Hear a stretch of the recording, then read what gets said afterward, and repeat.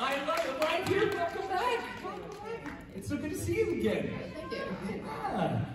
What has happened in the hour and a half since I've seen you? I had a slice of pizza for lunch. Okay, what's your favorite kind of pizza in New York? I'm not particular. Yeah, anything hot and good, right? It's good if it has meat on it. Yes, absolutely. Well, isn't it great to have her up here at Yes. You have a fascinating career, which I know so many of you know. We're not going to talk so much about it, but you've done so much in your life. Before becoming a writer, I'm like, how do you do it? Like, how do you do this? Everything. One day at a time, you know. One day at a time. Yeah, bear in mind, I'm 70 years old. I've had a while to do this. You know, I didn't all have it. I did not know that. You look great. You look great. You look great. It works. Well, of course, we're going to talk about Outlander, and it was wonderful earlier in the panel with you, so thank you so much for being with us on that. Yeah. You did a great job. Well, thank you so much. You're so kind. But, of course, you've are continuing to write, and now Outlander has, what, 9 novels now in the series? Yeah. Are we on the 9th now? Series, yes. Yeah. And the most recent, Go Tell the Beast That I Am Gone. How many of you read yeah. Are we big fans of how it's continued? Yeah. You've read it 3 times? What? I've read it 4 times. That's probably put them in the front row. It came out nearly a year ago. But still, yeah. Because it came out a year ago, but 3 times already. You do. You Don't worry, we're going to have that. Okay. Yeah. Mm-hmm. Well, clearly, it has connected with readers. With that book in particular, what has been the most surprising thing that you have found that has connected, to readers of this particular book? Well, that would be hard to say. The lady I was having lunch with was actually asking me, she said, you've had so many readers, what is it that is the connection? What do they all find about it? And I said, well, I don't know what they all find about it, but I can tell you some of the things that some of them find about it. And a lot of people just enjoy the narrative, it's sort of one, as my husband says, it's the one damn thing after another school of writing. Which is true. And so there's that, and just enjoying adventure. Some people connect with the emotional content of the book, either for good or bad, but it makes them feel something. I was having dinner with a lot of people last night. One young woman was telling me that she just loved black and white photography and medieval Spanish painting, which is an interesting combination. My husband was amazing. Oh, really, why is that? Because these are 2 of his passions as well. Anyway, there was a long conversation about Spanish medieval painting, featuring Velázquez, largely. But actually, he's a little later than the medieval period, but so what? Anyway, she was saying it's just so amazing. Most painting leaves her cold, but there's something about that period and so forth that just has so much emotion in it. It makes her feel intensely. And that's what she values, was the fact that something makes her feel intently. And I think perhaps that's true for readers of my books, at least in places. It does definitely grab you by whatever part of your anatomy is sensitive. Yeah, it's intense. Do we have any writers out here in the audience? Any writers? Yeah. So maybe you can relate to this. I'm not a writer per se of novels, but because you've had, so many fans out here and the success that you've had, how does that feel? How does that feel to have made a connection with thousands of people, not only across the country, but across the world? Like, how does that feel at the end of the day? Oh, it's amazing. The first time someone says that they like something you wrote, this is like heroin. You want to do it again. Yeah. And it just gets better the more there are. Somebody, I mentioned a particular fan letter to someone the other day. They said, you still read your fan mail? I said, of course I read my fan mail. If you're lucky enough to have fan mail, why would you not read it? Yeah, but it's wonderful to read it and see exactly what it was that touched a particular person, because it's always something different. And sometimes it's intensely personal. And if I tell you any of those stories, I'll cry. But so I'll try not to. But some people, it's just that they become inspired with the notion, that just because they're 35 years old, their life is not over. They could write something, knowing that I began writing Outlander when I was 36. It's amazing what you have done, and you are. I mean, not only are you an incredible talent, but how inspiring you are to so many folks out there. That, like what you just said, you can start later in life with something, and it could just change your life, and you can have such an impact. And aren't we all looking for something like that in the world? You know, to have a big impact on the world. Yeah. And you know, you as a writer, you know, you've covered so many different genres. You know, you name it. You name it. You've done it all. You have a favorite? You know, you've done nonfiction. You know, you've done comics for Scrooge McDuck. Okay, well, let's talk real quick about that. Yeah. How did that come across your way? Well, let's see. Yeah, Scrooge McDuck script was actually my first paid publication. Hey! That came about because my mother taught me to read at the age of 3, using in part Scrooge McDuck's, well, all of the Disney comics. And, you know, I just never stopped. I was kept on reading Disney comics long after I had left home. So one day in my very late 20s, I was teaching. I was at a postdoc appointment at UCLA, and I stopped at a convenience store on my way to work and picked up a Disney comic that I had not yet read. I was sitting in the parking lot reading it before going in. I was thinking, well, this is pretty bad. You know, I bet I could do better myself. And on a whim, I had the name of the company that was publishing this line at the time. Disney had lots and lots and lots of little companies. So I looked them up. This was before the internet, so I took a trip to the library. But I found out the name of the editor who was publishing that line, and I sent her this very rude letter.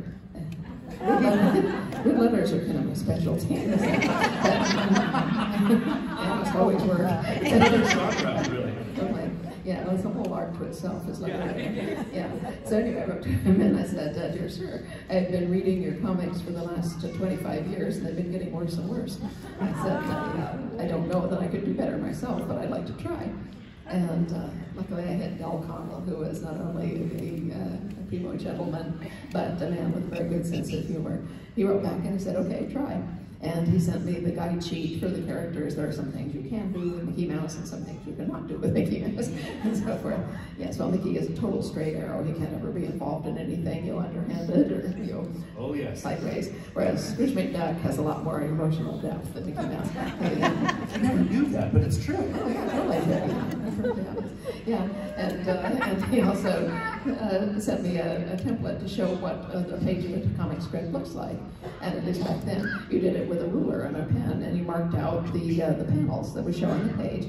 I didn't, you as the writer don't do the drawings. Those are done by professional comics artists at this time. All the comic drawing was done in South America, where evidently life and artists are cheap.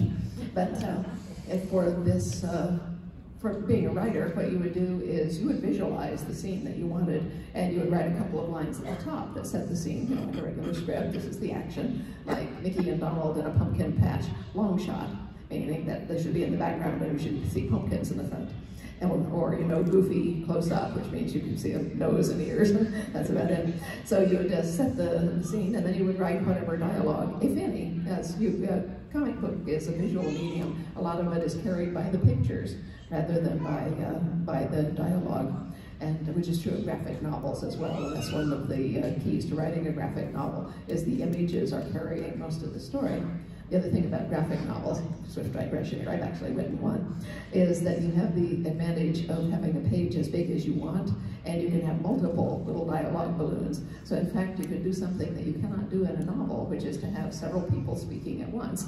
And you know, so you leave it up to the reader which one they want to read first, which one they want to read next, and so on. So that's very cool. But this was long way after that.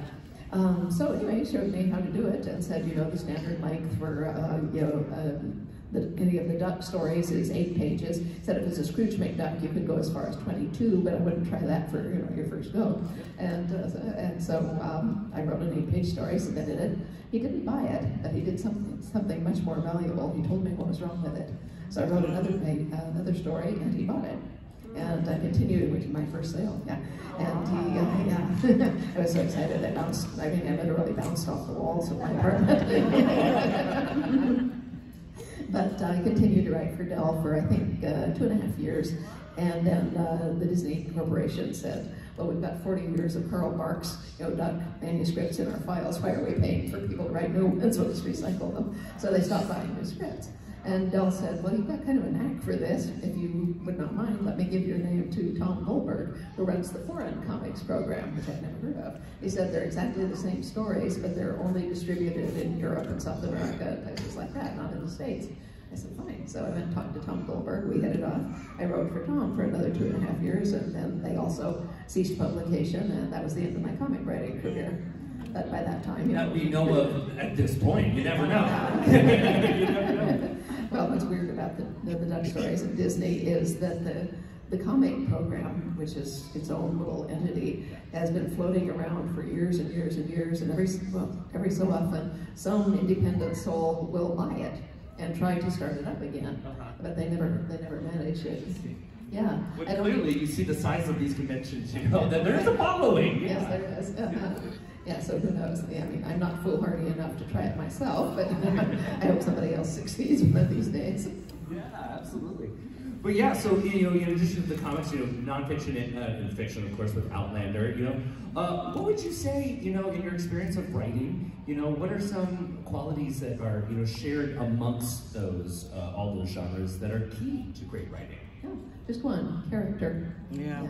Any good story rests on a good character. A good character is someone unique who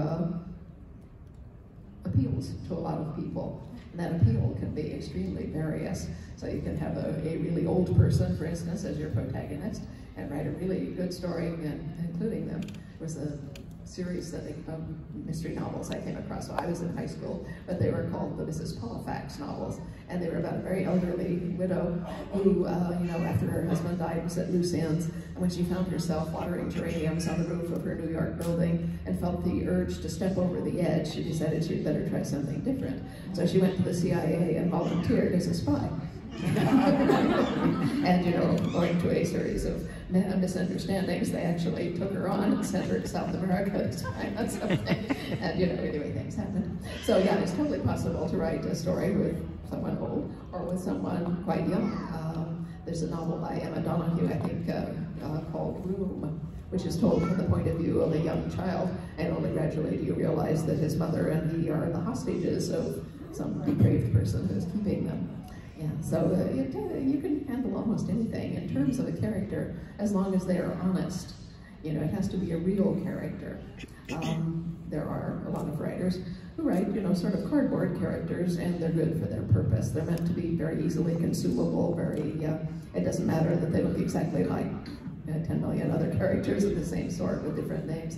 Because the people who are reading this particular kind of book are looking for just a very quick, you know, hour's escape from daily life. They just want, you know, a very quick read. They're not interested in investing in a character. They want to believe in it for just a few pages. And that's totally legit too, if that's what you feel drawn upon to write. For me, I just wanted to write a book. I've known since I was about 8 that I was meant to be a writer, I just didn't know how. And as it was, I came from a very conservative family background, but not conservative in the political sense. They were Kennedy Democrats, but, you know, in the social and moral sense, they were very conservative. And as in, my father would say to me routinely, "You're such a poor judge of character, you're bound to marry some bum." He's like, "So be sure you get a good education so you can support your children." Thanks, so this Dad. going on at home, I thought, well, you know, maybe I wouldn't announce that I wanted to be a writer, this not being a very financially stable career. And instead I went into science. You know, I liked science, I was good at it, I enjoyed it, but I knew I was supposed to be a writer. And when I turned 35, I said to myself, well, you know, Mozart was dead at 36, maybe you better get a move on here. And so I said, okay, on my next birthday, I will begin writing a novel. And so I said, I'm not going to show it to anyone, it's not for publication, I'm not going to tell anyone I'm doing it, it's just for me to learn how to write a novel. Because to this point, I had written a whole lot of everything, including a doctoral dissertation, 400 pages, entitled Nest Site Selection in the Pinyon Jay, Gymnorhinus cyanocephalus. Gymnorhinus cyanocephalus, or as my husband says, why birds build nests where they do and who cares anyway. But there's a good character in it, right? Yeah. And, you know, so I had written that, and then I got academic jobs. I wrote scholarly articles. I started and ran for several years a magazine called Science Software Quarterly, which was for scientists who used computers in their laboratory and analysis work. This was in the early 80s when even offices didn't yet have what were called microcomputers at the time. So this was like cutting edge stuff and so forth. So it was pretty easy to find an audience. So I ran that from the university for 8 years and then sold it to John Wiley and Sons, and then we went to the next thing. But anyway, I had written a whole lot of different things in my life, and no one ever showed me how to write any of them, except Bill Connell, who showed me the template to use. But yeah, other than that, you know, I just read, you know, like, got a grant proposal. You know, all you do is read a couple of grant proposals and you got the format, so you do your own. So I was not afraid of, you know, trying something else. I just knew from all this experience that it took time to write whatever it was. You know, it took me about 1.5 years to write a 400-page thesis because I was working at the same time. And it took me, you know, anywhere from 2 to 4 days to write a Disney comic script and, you know, things like that. But the thing is, the time is part of the process. And so I figured there is no, one thing I did know was that there is no one way to write a book. I mean, you can buy books that tell you how to write this kind of novel or that kind of novel. But I mean, I had read all these kinds of novels and I knew that wasn't how you did it. Or that wasn't the only way you could do it. For instance, most of you probably went to school at the time when they still told you, well, we're going to write, you know, a paper. So you must have a topic sentence, you must have a topic paragraph, you must have a numbered outline with Roman numerals, then you must have the sub-outline with the little Roman numerals and so forth. And you must have a concluding one. You must write a rough draft, then you must write a polished draft, then you must edit your polished draft. Have your mother read it, and if there are no remarks, then you can write it out in clear and hand it in. Okay, so I did. So later in life, when I became a published novelist and people began inviting me to come talk to their elementary school classes about how to be a writer, I would say halfway through to the teacher, would you mind turning your back for a minute? And they would. And I'd say, okay, your teacher can't see you now. Tell me, when you get this kind of assignment, you know, topic, sentence, outline, et cetera, how many of you just write the dang paper and then fake up the rest of it to hand in? About half of them will raise their hands. Those are my people. No, I mean, the chief item in becoming a successful writer is learning how your own brain works and working with it. You know, don't follow people who say, well, you have to do this, you have to do this. People who use outlines will always use that terminology. Well, first you have to do this, and so forth. People who think like I do never say you have to do anything. You know, it's saying, well, you know, you could do it this way. But it's, you know, half the people that I know, and I know a lot of writers by now, are linear writers. They read the outlines. They want to know where they're going. They want to know what happens in chapter 6 while they're still writing chapter 3. And then the other half of them are like me, but 2/3 of those don't think they ought to be. They think they ought to be like the other people, and they're all worried about it. And so when I talk to crowds of writers and so forth, I always see people in the back sort of lighting up, and I told them they don't have to do that. And often they'll come up to my podium afterward and say, oh, I feel like you've broken an iron collar off my neck by telling me I don't have to write it all in your way.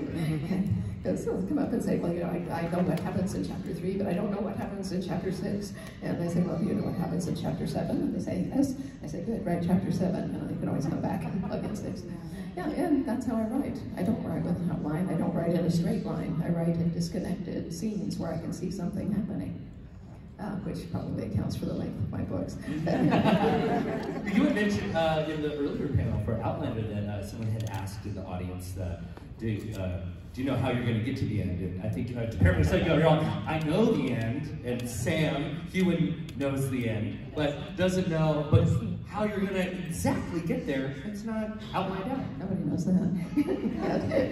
You're not even me. I'm going to figure it out along the way. Yeah, well, I mean, I'm sure something will happen. I'm sure it will. I'm sure we'll they're on the edge of the seats, I'm sure, waiting for it. So. Yes, we should go on definitely, but let me just mention that I have here a couple of excerpts from book 10. What's in the sparkly, folder here? Yeah. So if you have any interest in those, we might stop a little early and read them. I think that would be wonderful. That would be wonderful. So we're going to do that. Yeah, absolutely. I love it because you speak so well and you connect with her. Doesn't she? I mean, she speaks so well. And you connect so well, you know, with your readers and with your fans out there. You know, you post all the time on Facebook and, you know, keeping connection with them. What do you think is just so great about being able to, you know, keep in touch with them and sharing excerpts and sharing, you know, upcoming projects with them? What is that like for you? Well, writing is a very solitary profession. You need feedback, you know, and I'm not the sort of writer who belongs to a critique group or anything like that.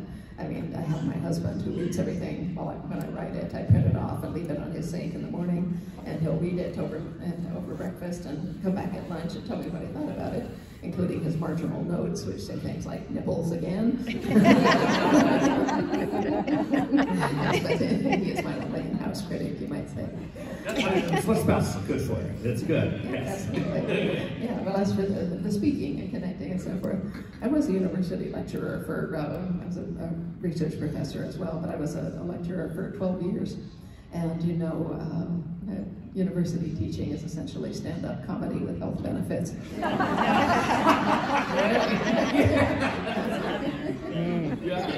Oh my gosh. Oh my gosh.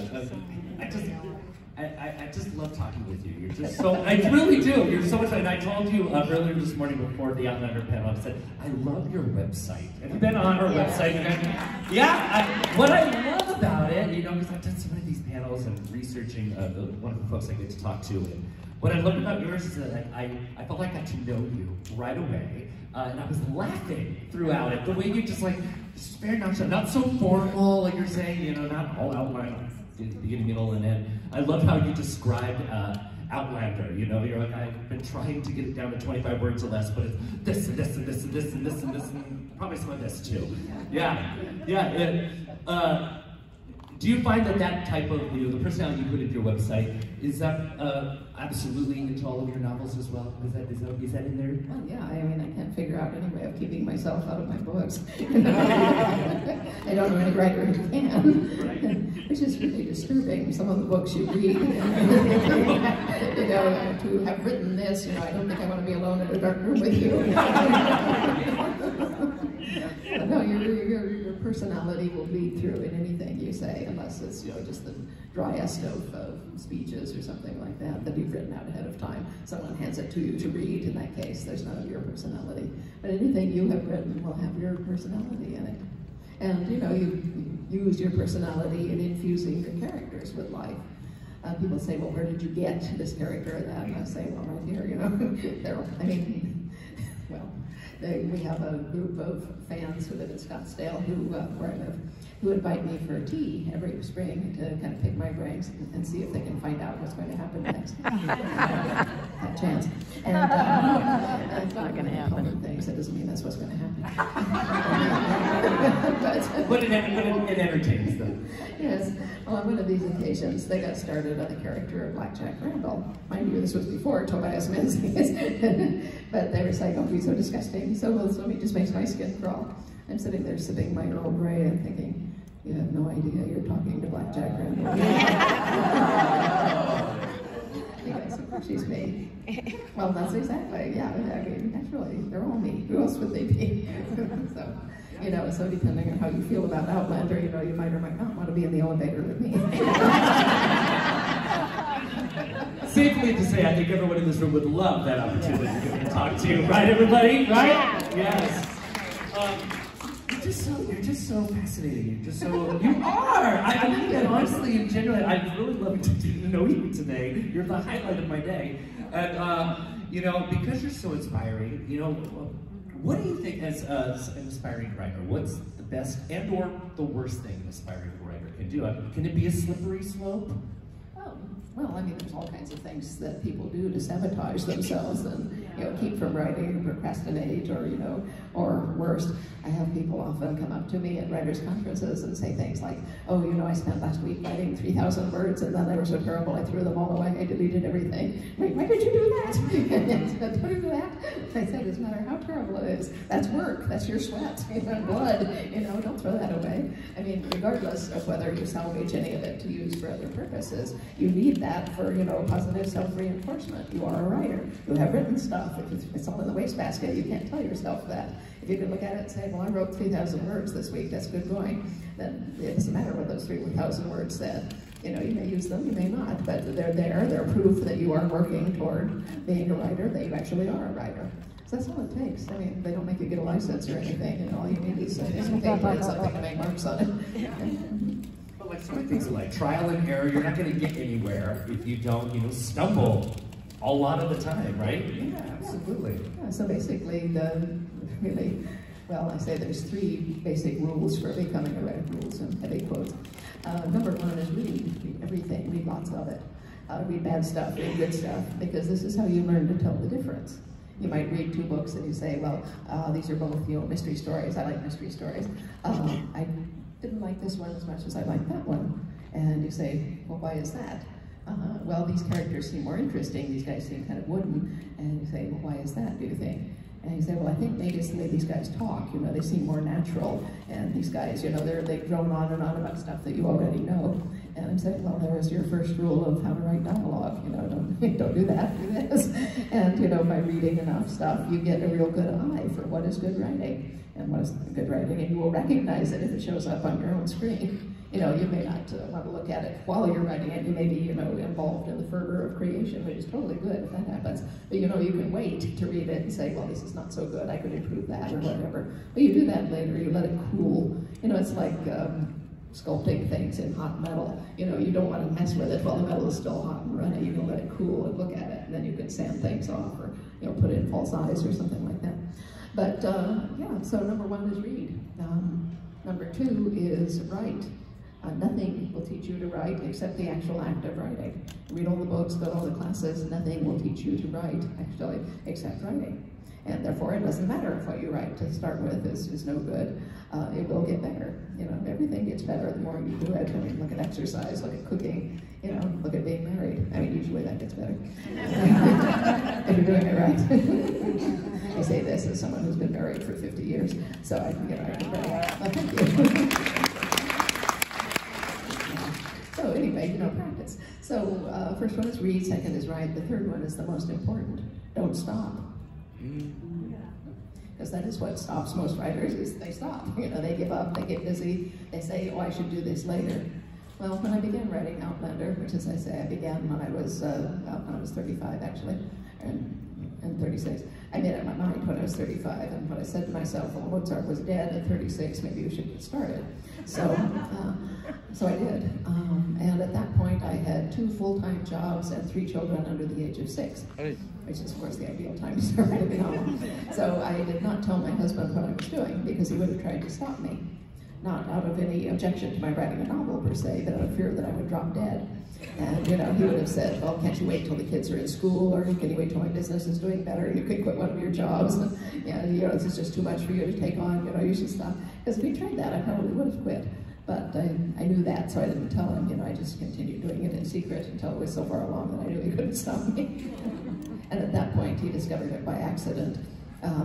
He had set up a striving business, which eventually was very successful, but it started in our garage. And so he had his computer there, a little table for a desk. Well, it did get successful fairly quickly. He moved out to regular office premises, and I inherited the garage and the computer. And that's where I was doing my writing, both scholastically and secretly. And one evening he came in to print off a contract, which he had done on my computer. And he said, can I use the computer for a minute? I need to do the such and such contract. And I said, oh, sure. So I pushed back. And he couldn't remember what he had called the document. And so it was a IBM XT, which if any of you are old enough to remember that far back, had a directory key, which would show you everything in the computer. So he pressed the directory key, and up came 80 files called Jamie.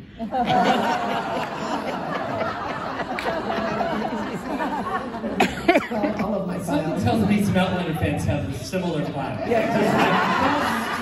A lot of Jamie files are out there. So he looked at me and said, who's Jamie? I said, is this book I'm writing okay? In such a tone as to make him who's Jamie? Who's Jamie?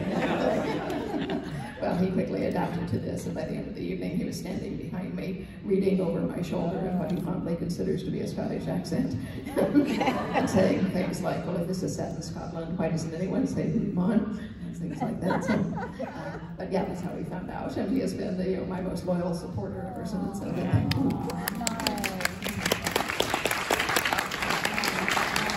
Well, and you know, all those files of Jamie have now led to 9 novels in the Outlander series, yes. And since you talked about it, I keep looking at the folder. And before we open to some Q&A, because I'll make sure we have time for this, do you mind reading some excerpts from book 10? Is that right?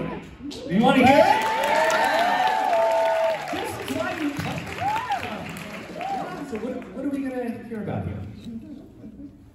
Well, let's see. We have some partial ones, and we have some longer ones. And are these works in progress, or these? This is they're essentially finished text, Great. but they are not, complete text. Here's a short excerpt just to start with. This is, where Go Tell the Bees that I've gone ended. If anybody doesn't want to hear this, you should leave now. It's towards the back. Yeah, okay. Put your fingers in your ears. Yeah, so anyway, this is part of the conversation that ensues after William arrives at the end and says, "Sir, I need your help." And anyway, Jamie makes a reply. Anyway, they're sitting in the office here, talking about, what they're going to do next and so forth. And Jamie says to William, "You didn't have to say who you are." He caught William's skeptical glance at his face. "Well, say you're my cousin Murtaugh's lad, if you like." I swallowed a startled laugh that went down the wrong way, and 2 pairs of blue eyes looked austerely down 2 long, straight noses at me. "I've done with lies," William said abruptly and shut his mouth hard. Jamie gave him a long, thoughtful look and nodded. "There's no way back from the truth, Ken." "I don't have to speak Scotch, do I?" "I'd pay money to see you try, but no." He took a deep breath and glanced at me. "Just say your mother was English and she's dead, God rest her soul." "If anyone asks," I said, trying to be reassuring. Jamie made a brief Scottish noise. "They're Scots, Sassenach," he said. "Everyone will ask. They just may not ask us." I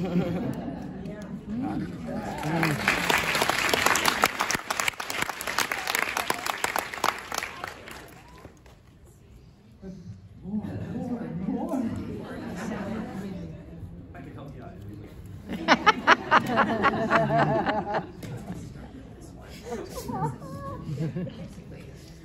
Toward the front.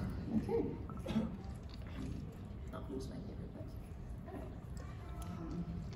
Only a few people had noticed William's arrival.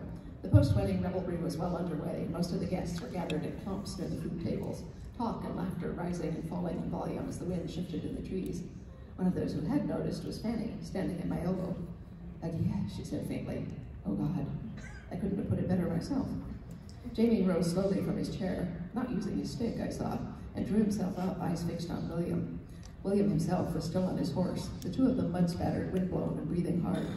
I saw his throat move as he swallowed, evidently preparing to repeat what he said a moment before. "Sir, I need your help." But Jamie was moving, going down the steps. I could hear his left knee crack with each step, but I didn't flinch or limp. He reached William and put a hand on his arm. "You have it," he said simply. "Come in." You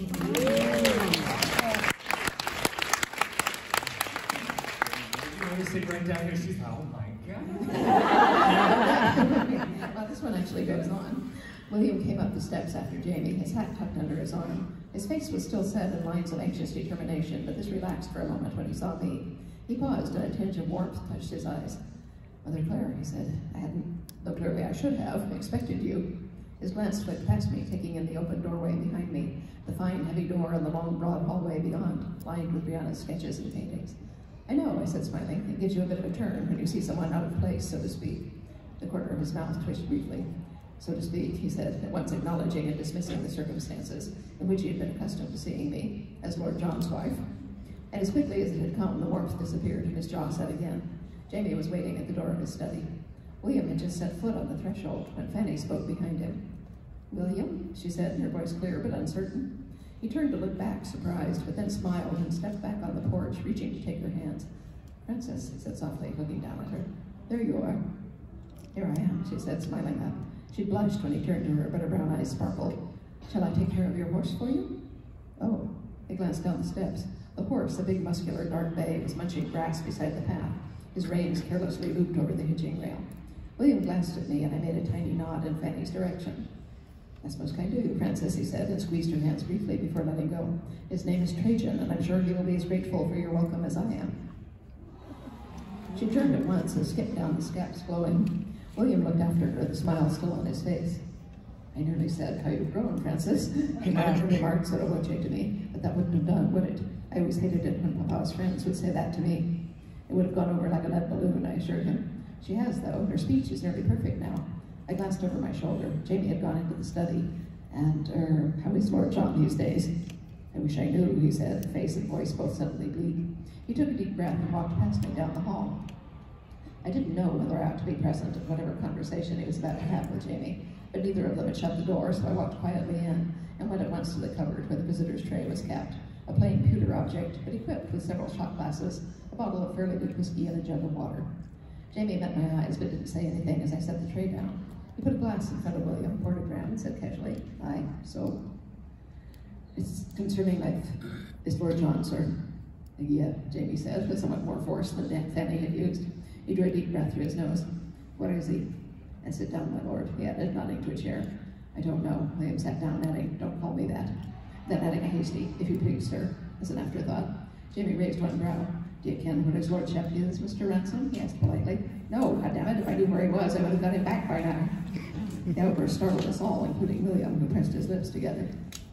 "I beg your pardon, sir," he said stiffly. "I have been searching for his lordship for some time, for months. I am somewhat," he made a brief gesture indicating emotional disturbance, lack of sleep, and or deep fear, and Jamie nodded. "They'll manger," he said in good French. "I expect so. I suppose it wouldn't be helpful to ask where you saw him last?" "No," William said dryly. He'd nearly got himself back under control, though, and helped the process along with a slug of whiskey. Though for what it's worth, I last saw him at the drawing room of his house in Savannah 3 months ago.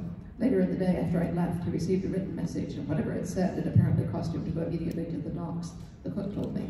She was present when he got the message, he added, but she didn't see what it said or whom it was from. "Did he tell the cook he was going to the docks?" I asked, and he shook his head. "No, but he did go there. A whelk seller on one of the quays said she'd seen a fair-haired man in a good coat with a soldier's queue who'd asked her if there was a ship called Pallas in the harbor.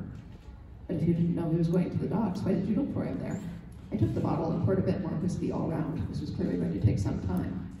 Willie gave me a slightly odd look, as though he might ask me to leave the room, but instead took another mouthful and swallowed it. "Are either of you familiar with a man named Percival Wainwright? Or for that matter, the Chevalier Saint-Honoré?" Jamie looked blank, but I felt a light, cold touch on the back of my neck, like the caress of a ghost. "Yes," I said. "Lord John mentioned him once or twice. He was John's stepbrother, I think he said. His name isn't Percival, though, it's Perseverance." "And Perseverance?" Jamie leaned forward, interested. "A Quaker, is it?" William cleared his throat and looked down. "Definitely not," he said. "He's dead, though," I told Jamie, and William looked up at me. "He is now," he said. Half an hour later, the whiskey bottle was empty, but all three of us were stone-cold sober. There was a ball of cold red in the pit of my stomach. According to William, Perseverance Wainwright was dead, and Lord John was missing, kidnapped by a man named Richardson, or so Percy had said before dying messily, poisoned on the hearthrug in Lord John's house. Jamie rubbed a hand hard over his face, opened his eyes, and looked at me, one eyebrow raised. "Is it possible?" he said. William's lips pressed tight together, and he made a noise that might have been a stifled snort. "I shouldn't be surprised that you think me a liar, sir, but ask yourself why I should tell you such a tale, or why I should be here." "I have been," Jamie said frankly. "Asking myself, I mean, and now I'm asking my wife." "Possible, yes," I said, trying not to show just how disturbing that possibility was. "John's brother, you know, the Duke, sent me a note last year asking me what herbs I'd recommend for the extermination of pests. I wasn't sure he was serious, but I've never known how to make jokes." Jamie made a noise that was definitely distorted. "It was Grace has a sense of humor," he said, very cynical. "But you're right, he doesn't make jests or play with words like his brother." "So did you answer him?" "I did," I said, exchanging stares with him. On the basis of what I knew was growing in Savannah at the time, I told him that an alcoholic extract of foxglove would be poisonous, but he should take care in using it. I thought that he might be intending to use it on mice or rats, I added defensively. "There are mice in most houses in Savannah, and cockroaches." Both of them snorted. I ignored this. "But do you actually think Hal intended to poison someone? A person, I mean? Or Percy specifically?" "God only knows." William closed his eyes briefly, and I saw how tired he was. His young face lined and smeared with the grime of long riding. He summoned his strength, though, and straightened. "I don't care how or why he died in Lord John's house. He came to tell me where Lord John was, and why." And Jamie glanced at me, then fixed his gaze on William. "So his lordship is, to the best of your knowledge, being held aboard a ship called Pallas, in the hands of a man called Richardson, whom you ken yourself as a right bastard that's tried to kill you more than once, and now he said he means to kill Lord John?" "Yes." "But you didn't ken why?" William rubbed his hands hard over his face and shook his head. I told you what bloody Wainwright told me. How would I know whether it's the truth? It sounds, flung out his hands in a violent, hopeless gesture. Jamie and I exchanged a quick glance. How indeed? It sounded like insanity to William. It sounded much worse to me and to Jamie. Jamie cleared his throat and set both hands on his desk. I suppose that doesn't really matter, whether we believe it or not. I mean, the only thing to do is find where his lordship is and get him back. It was said so simply that I smiled, despite the situation, and William's shoulders dropped a little. You make it sound so easy, he said. His voice was dry, but the note of strain in it had gone. How long have you been on the road, lad? Don't call me lad, William said automatically. 3 months, more or less, looking for Lord John or for my uncle. I can't find him either. Well, 24 hours won't alter your prospects of finding either one. Eat, wash, and rest now. We'll lay our plans tomorrow. What do you mean to tell them, he nodded toward the window, that I am? A lot of them saw me, and Francis knows. Jamie leaned back a little, looking at his son. His son. And I felt, rather than saw, the warmth that touched him at the thought. You didn't have to say who you are. He caught William's skeptical glance in his face. We'll say you're my cousin Murtaugh's lad, if you like. It's a repetition. I'm done with lies, William said abruptly, and shut his mouth. William gave him a long, thoughtful look and nodded. There's no way back from the truth, Ken. I don't have to speak Scotch, do I? Pay money to see it try, but no. And if anyone asks, I said, trying to be reassuring. There are Scots, Sassenach, he said. Everyone will ask. They just may not ask us. Music was beginning to gather fiddlers and drummers and zitherers coming down from the woods. There would be dancing as soon as it grew dark. Come with me, William, I said. I'll find you some food. Took a breath that went down to the soles of his boots and stood up. Thank you, sir, I said to Jamie, bowing slightly. Surely you needn't go on calling him sir, I said, glancing from one man to the other. I mean, not now. It does, Jamie said dryly. All the other things he might call me are things he can't or won't. Sir will do. Flicking a hand in dismissal of the matter, he rose from his chair, grimacing slightly at the effort needed to do it without bracing himself with his hands. You know, William said in a conversational tone, there was a time when you called me, sir. He didn't wait to see if there was a response to this, but went out and down the hall toward the kitchen, his steps light on the boards. Why, you little bastard, I said. But I was more amused than shocked, and so was Jamie from the twitch at the corner of his mouth. Fine thing to say to someone you've just asked for help. Well, I suppose it depends who you say it to. Jamie lifted one shoulder and dropped it. He was 6 the last time I called him that.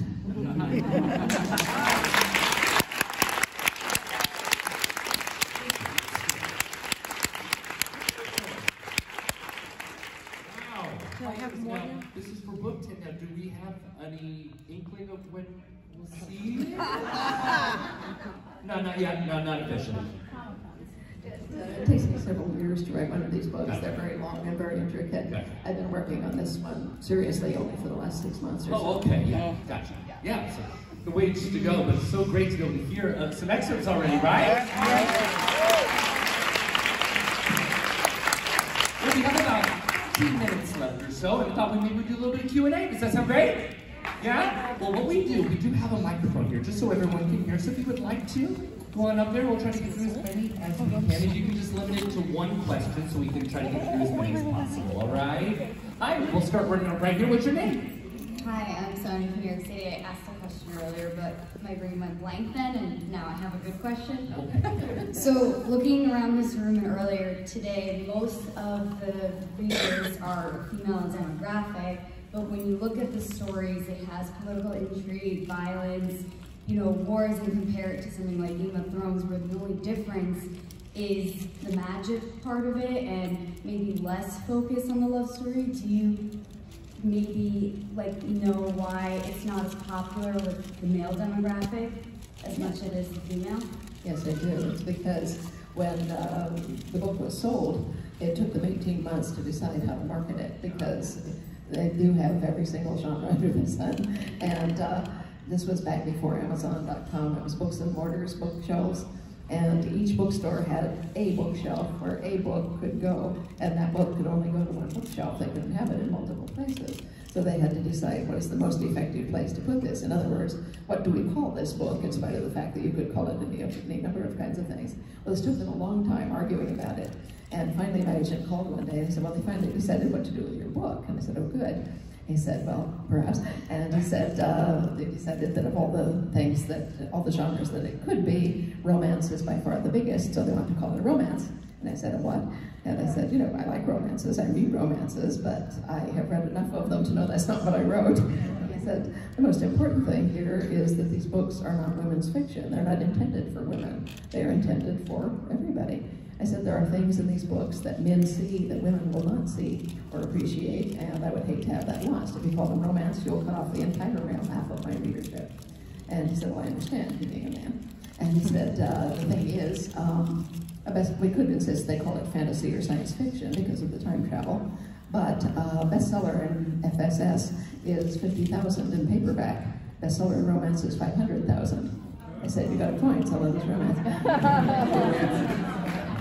So our agreement with the publisher was that they could sell it initially as romance, but if and when it became popular enough that that was no longer a great issue, they would remove the romance label. They would, and we would get dignified covers throughout, flowers maybe, but no, neck bosoms and things like that. So, and that part they adhered to, And in fact, they very honorably did. When my third book hit the New York Times list, they stopped calling them romance. They put fiction on the spine, as they should have done from the beginning. But Barnes & Noble did not. Their point of view was, they're selling really well in romance, why would we move them? Because they sell better in fiction? Well, we don't think so, Everybody knows that many, many more women read than men do, which is true. And I said, but the issue still stands. Women will read, fiction, men will not read romance. And there is sort of, we don't care. Basically, we are Barnes & Noble, we are omnipotent, we don't care. And anyway, it took me 8 years to finally force them to move the books, but I did.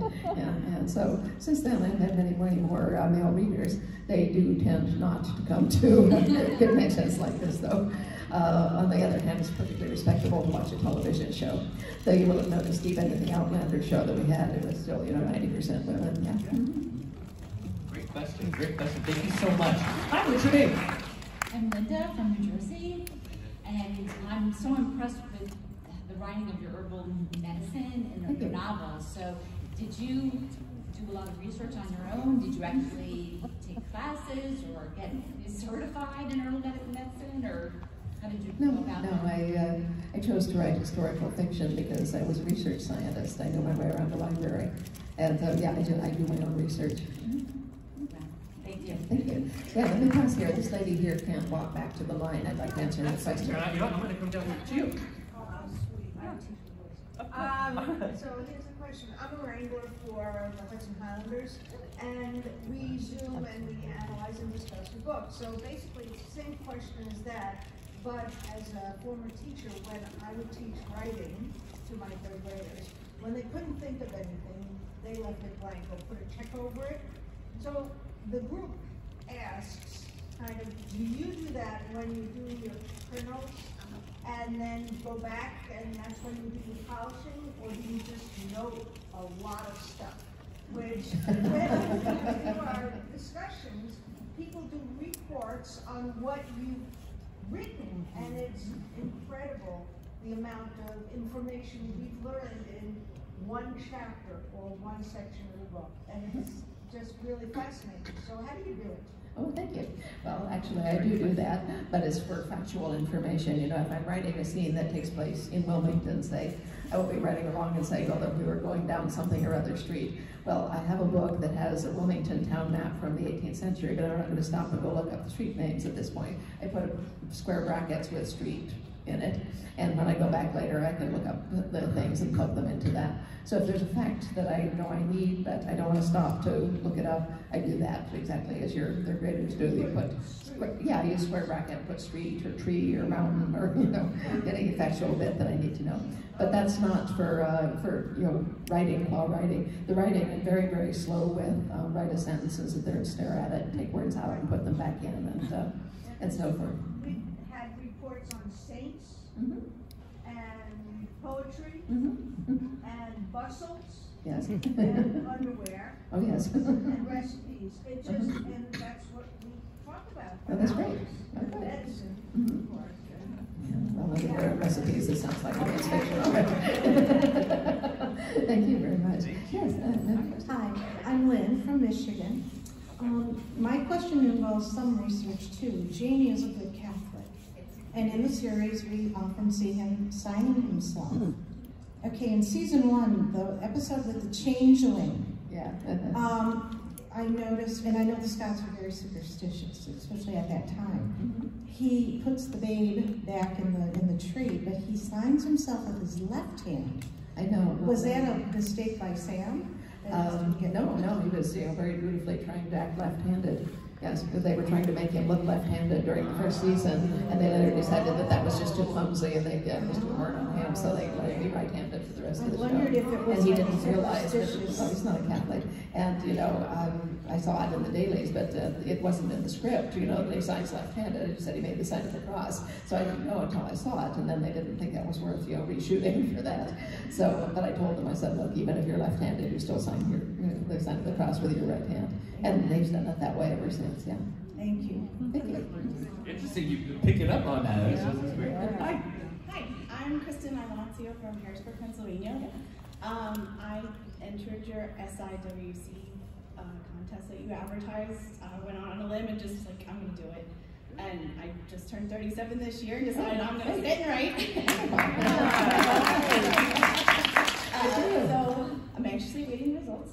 But anyway, so I just started to write a novel, and I was wondering if you could give the not so glamorous background on how to go about perhaps presenting your novel to an agent, or how to find an agent, kind of thing. Yeah, I can. Because, the same thing happened to me. As I got writing, I actually did show it to some people who responded favorably on all that, and people said, you should try and publish this, and I said, I have no idea how that works, and I'm not anywhere finished, but for the sake of argument, what should I do? And all of them, all the published authors I knew said, get an agent, and you should. An agent can do two things for you. He or she can make a connection between you and an editor who might conceivably be interested in it. Agents go to lunch with editors, they talk to editors, they know what editors specifically like. Some editors, specifically don't like, books about animals, but they do like books about, romance or whatever. And so they would match you with possible editors rather than you having to write individually to editors and wait a year or two for a response. And if your book does sell, the agent can negotiate the contract for you, which is very valuable. An agent, the average percentage for an agent is 15%. And they're well worth it. I mean, they're worth their weight in gold because they know all of the rights that you have, which you don't, and you might sign a contract for all rights thinking, well, all rights, here's the book, what else? But, you have ebook rights, which are immensely valuable. You have audiobook rights, which are increasingly valuable. Yeah, I'm totally not bragging, but this year, my first half year, remuneration from Audible.com, was the ebooks company that does my books, is for $2 million. Wow. Yeah, I did that too. I'm used to this. But, Audible books have just been going way up in the last 2 or 3 years. So those rights are now immensely valuable. They didn't used to be worth anything. They were just folded in with, other foreign rights or other rights that we don't think worth mentioning. But, yeah. So totally do that. As to how you find an agent, different ways. You can go to writers' conferences where many agents, either go or send representatives, and you can talk with them one-on-one, talk about your book, and if they're interested, they'll ask you to send them a manuscript, which is good. If they're not interested, they may give you other good advice. If you work in a particular genre, look at books that are bestsellers from that genre, because often a writer will acknowledge his or her agent in the acknowledgments, and if they do, then you can write to that agent and say, I'm a big fan of your client so-and-so, and they obviously think highly of you, so since I'm appealing to the same audience, I wonder if you would be willing to have a look at my book, and then you give them a short description of what the book is like. Yeah, there's a lot of stuff online that is advice about how to write a query letter and so forth. Really, the only thing that a writer or an agent or an editor is looking for is the fact that you can write, and that you actually can write. It's not so much what the book is about, but can you write it well? And so, I've learned to write a good letter. And that's, self-confidence, command of the English language, good grammar, good punctuation. Not as someone put it, all this fiddly little grammar stuff. Yeah. A number of people are under the misapprehension that professional writers just slap down any old thing, send it to their publisher, where an editor, shapes it into the proper fashion and puts in all the fiddly little grammar and punctuation stuff. This is not what happens. So, anyway, that's basically how. And just look up agents online. They will get a lot of advice on bad agents and how to avoid them, how to spot them, and so forth. But there's a lot of information around. Yeah, and good luck. Thank you. Thank you so much. Well, I'm sorry to we have just about come to the end of this, but I think we've had an incredible hour, have we not? Yes. Now we've only heard excerpts from book 10. Oh my gosh, can we please have a huge New York Comic Con round of applause and a huge thank you.